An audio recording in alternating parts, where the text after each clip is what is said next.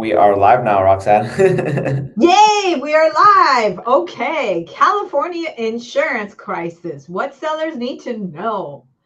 Hello, everybody. Roxanne Govari with Pamela Realty, and along with my partner Santiago Guerin in San Diego, and we are talking insurance, which is a big drama topic.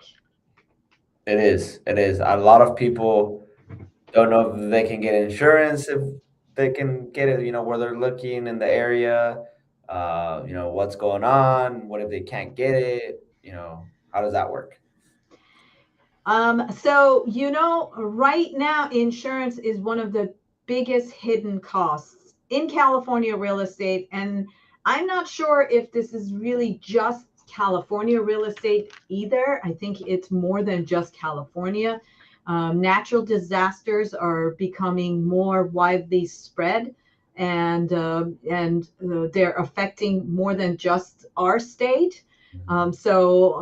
So insurance is becoming a bigger deal, and has the potential to derail our escrows. So I think we need to pay closer attention to it. Fortunately, now insurance has become a contingency of the sale, which it didn't used to be that way. Insurance was not an item that was even on the purchase contract because it was not considered a big deal and a huge contingency of the sale, but now it is. So, and that shows basically how the times are changing. Yeah. What if you back then, what if you didn't get insurance? Like, you're mentioning it wasn't contingent, it wasn't a contingency. What if the buyer just didn't get insurance? Were there any, you just didn't have insurance on your home, or how did that work? So if you were a buyer that was purchasing the property in cash, nobody would force you to carry insurance. Hmm. But if you were a buyer that had a loan, you were forced, and you still are. You are forced to carry insurance because somebody else is lending you money, and they need to protect their investment. Therefore, there needs to be protection in place, and that protection is carrying insurance. Yeah. But I do remember uh, more than 30 years ago, believe it or not, when I was in college and in New York City, and we were discussing the topic of insurance. Even then, professors were saying to us that insurance in California. Everybody talks about earthquake and how earthquake is, a big deal in California. But the one that you really have to watch out for, and the one that you have to make sure that um, you set up, is fire, because wildfires are a bigger deal, and one that actually affects the homeowners more than earthquake really does. And now, 30 years later, we see that that is absolutely the case. There's more incidences of property damage happening with fire than it does with earthquake damage. Hmm. That's very At interesting. least, at least in our little lifetimes as humans. Yeah. So let's go back to the reasons why this is all happening, right? So the major insurance companies have pulled out of California. Wildfire risks are increasing more, and premiums also are rising really, really fast. And buyers are struggling to get coverage. What are the Um, what are kind of the price ranges that you're seeing on insurance uh these days, and like compared to 10 okay. years ago? Well,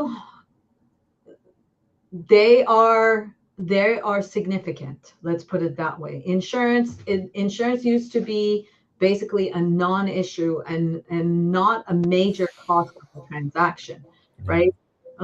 Like I remember when when we first got our house, which is on the canyon, and before all the crisis, we were looking at about $1,200 per year, which is, if you break it down to monthly payments, it was about uh, the $100 per month, right? Mhm. Now we pay $4,600 per year on for insurance, which is what, 3 or 4 times more Yeah. money, Mhm. right? Yeah.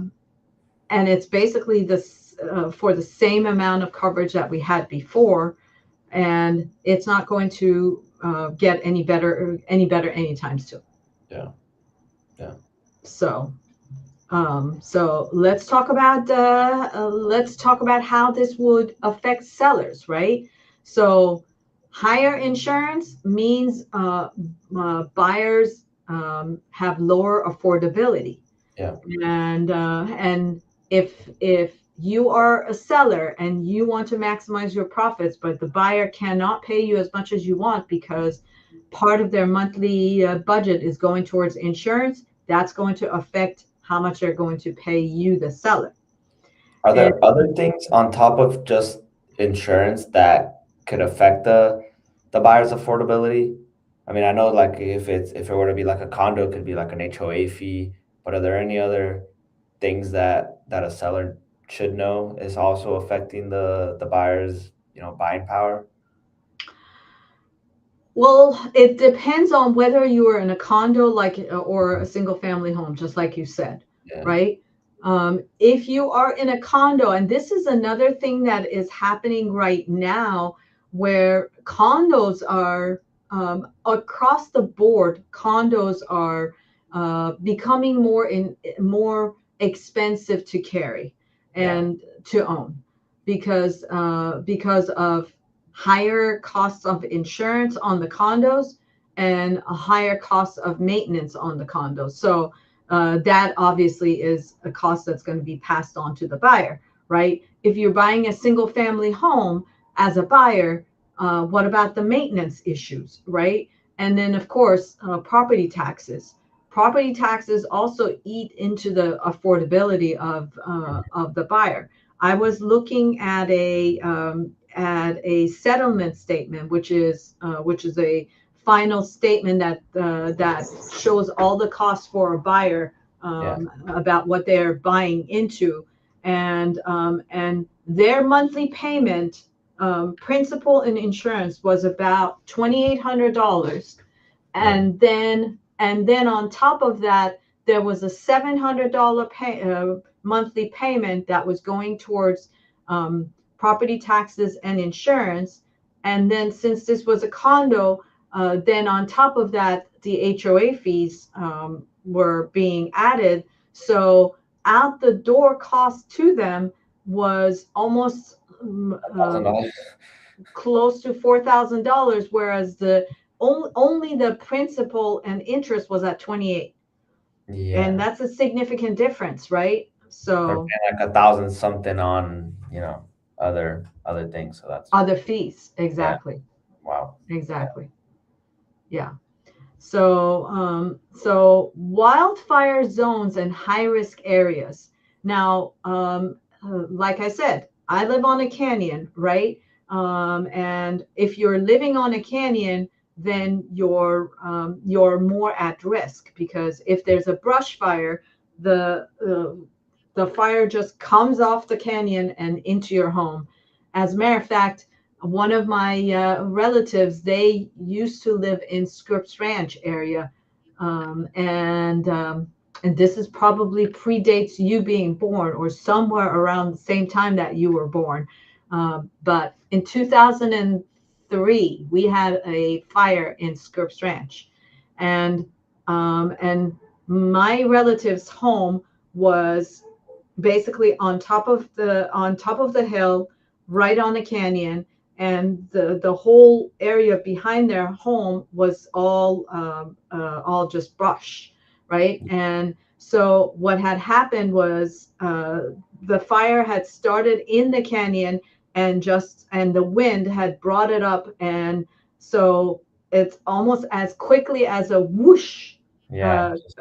water had come into their backyard, and um, they only and the fire had spread out so quickly that all they were able to do was grab their animals, grab their most important documents, and out the door. Yeah. And the fire was so strong that even the pool in their backyard had Evaporated. been burned. Yeah. Wow. And for when that happened, did the insurance cover good on, how did, because I know we're talking about insurance, so I want to see how the coverage, affect them after the fire. Did it actually, was it beneficial? Was it, below? Uh, yeah. Well, in that particular instance, Mhm. because it was a long time ago, and the fire was not so widely spread out, they actually came out of that fire, um, not at least in terms of monetary losses. Was their loss was not as much as some of the homeowners that we see today. Of course, they lost all their sentimental treasures and their pictures and their clothes and everything else, Yeah. uh, but they were able to rebuild the house with the money that the insurance company gave them, and they were able to actually, because the lot size that they had was much larger than the footprint of the original house. They were able to build a house that was twice the size as Oh, wow. what they had before. Okay. So the fire actually made them expand their home a little bit. So at least they got something Exactly, good out of it. exactly. So in that case, but when we bought a cabin in 2014 in Mhm. Julian, Yeah. and Julian also had a large fire. I want to say 2004 or five, and a bunch of homes in Julian were also burned down. Um, and and so once you have a fire in an area, then obviously you're in a high fire zone area, and insurance companies tend to shy away from those areas, right? Yeah. So when we bought our cabin in Julian, um, there were no insurance companies that would offer coverage in Julian. So the only choice that we had for coverage was California Fair Plan, which Mhm. is essentially the minimum plan that you can get, because the state makes it mandatory for for insurance companies to cover the basic plan. And I don't actually quite understand California Fair Plan, if it's a state owned company, or Yeah. if it's just state mandating some company to provide a minimum basic coverage so that the homeowners can live in those areas that are fire prone. Yeah. So the way that the California Fair Plan works is you have two insurances. You have an insurance policy for the fire, and then you have an insurance policy for liability. I And see. the two are normally not the same company, because, liability, most insurance companies are willing to carry the liability, but not fire in the areas that are a high fire zone. So you end up having to carry two separate policies for the same property. I see. I see. So yeah, let's go back to a transaction, right? And getting insurance for the transaction. We actually had some other buyer that was selling and buying more further inland, because they could no longer afford the place that they had, and so we almost had them make that move into a less expensive area, with the exception that their insurance premium tripled. And this is before insurance had become a contingency of the sale. So it was a very dangerous situation because we had already removed contingencies, and then all of a sudden we found out, oops, we cannot get, well, not that we cannot get, but the insurance was cost prohibitive. Yeah. Fortunately, in this case, we were able to shop around and find one company that was offering a coverage that was affordable, and we were able to close the transaction. Yeah. But definitely, insurance has become a big deal that we need to look into, and we need to look into early enough. Yeah, and that's good. I mean, I think that's great that they implemented that because, yeah, like you said, imagine when Mhm. it was not a contingency, you're going through the whole process, and then comes the end of the transaction, you find out it's, 3, 4 times what you were expecting, and it could affect the affordability of the buyer. Now, one thing that I think is important for homeowners to understand is insurance is a safety net, and Mhm. insurance is there to protect against disasters.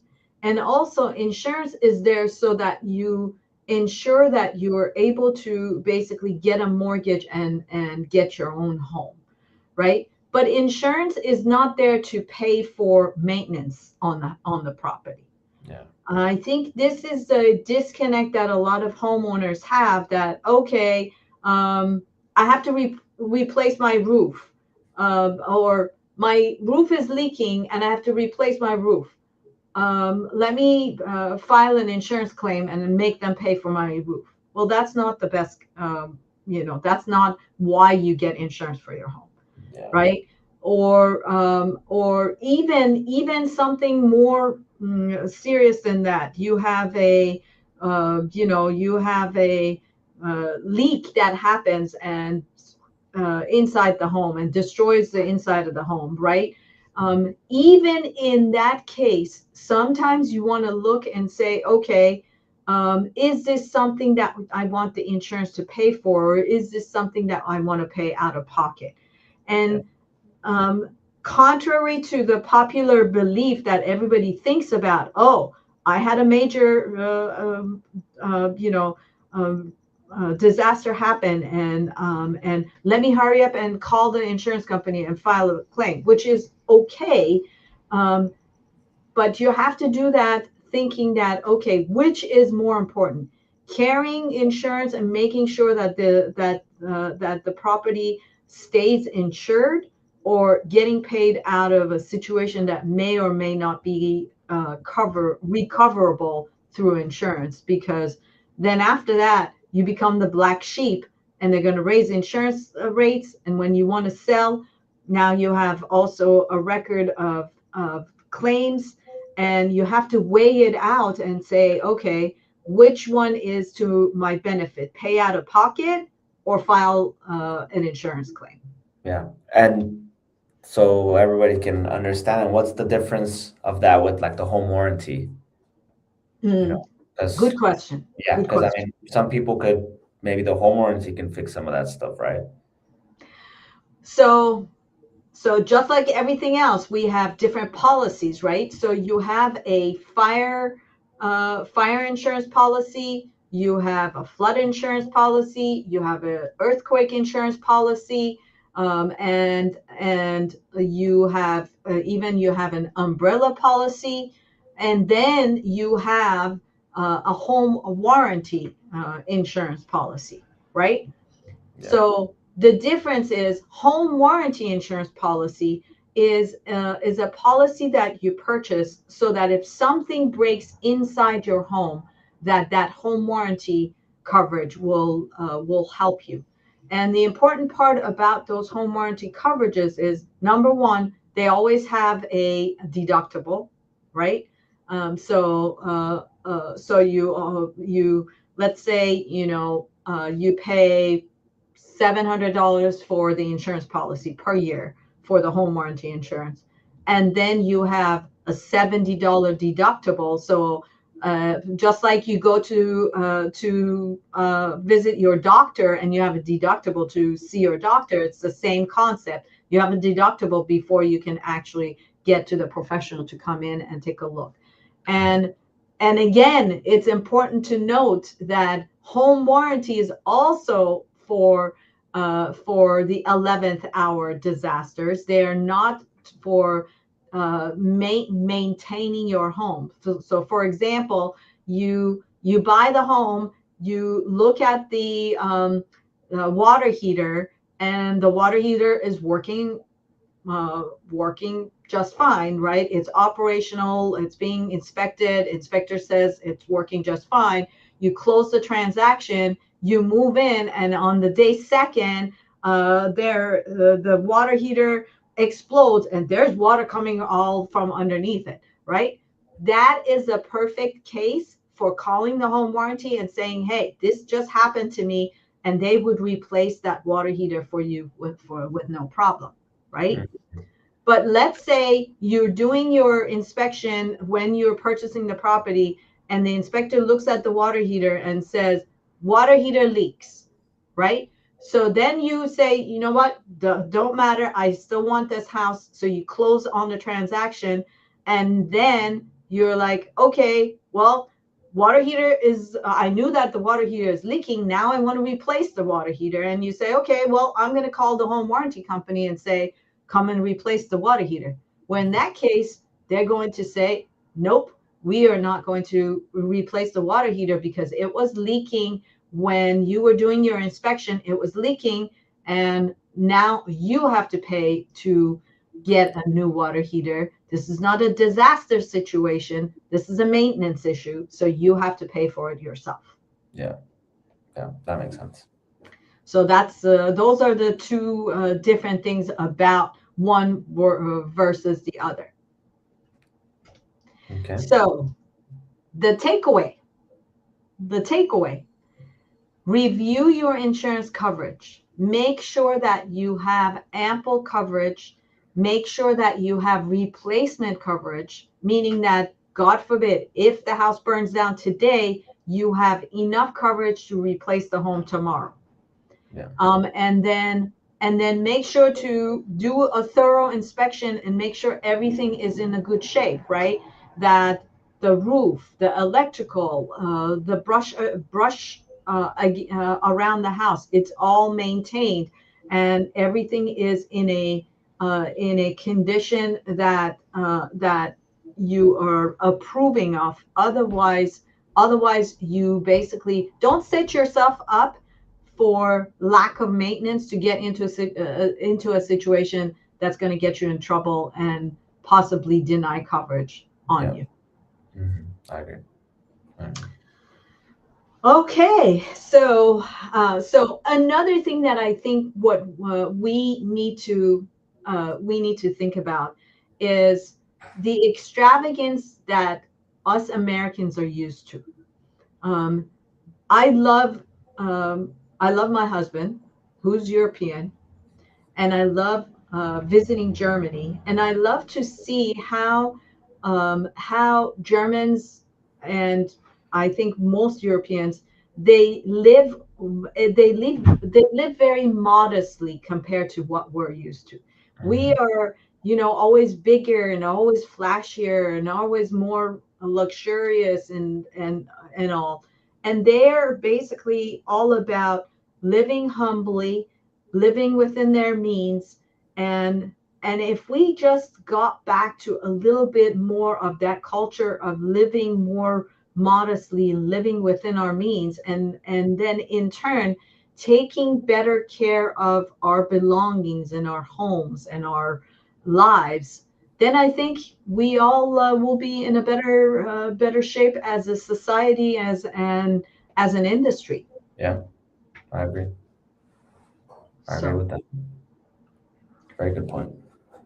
Okay, excellent. All right. So on that note, let's put it out there that Audience, if you are thinking of selling or buying here in San Diego or anywhere in the US, we want to be your go-to realtors. You can reach out to me. There's my phone number. You can reach out to Santi. There's his phone number. You can also reach out to us via our website. There's our website. We also love to hang out on social media. You can give us a follow on Instagram, or you can give us a follow on Facebook. There's our email address that you can reach out to us. Or if you are watching us on YouTube, what do you want them to do? Thumbs up, thumbs up. Hit the like button and then subscribe. Subscribe, subscribe, subscribe, so that as we are bringing more information to you and important topics to you, then you are in the know, and we can help you make better decisions in your buying and selling process. 100%. And thank you so much for watching. Bye, everyone.